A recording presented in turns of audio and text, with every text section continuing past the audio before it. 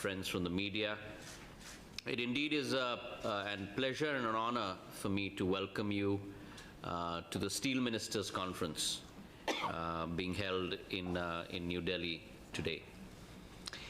I think it's important for us all our of our CPSUs present here together and to be able to analyze the path forward in a spirit of teamwork and cooperation.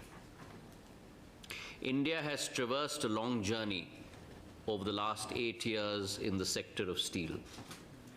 From a country that used to be a net importer of steel, we have now graduated to becoming a net exporter of steel.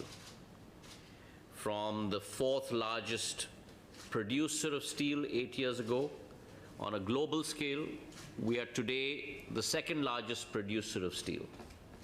We are not only the 2nd largest producer of steel, but we are also the 2nd largest consumer of steel.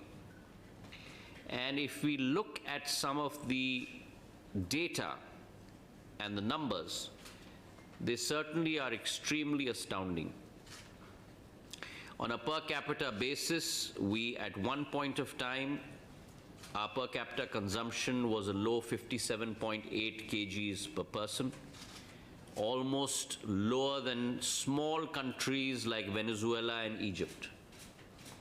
Since then, in the last 8 years, we have increased our consumption by almost 50% to 78 kgs per capita. On the capacity side, we have grown from roughly about 100 million tons per annum installed capacity to almost 150 million tons installed capacity, a growth of almost 50%.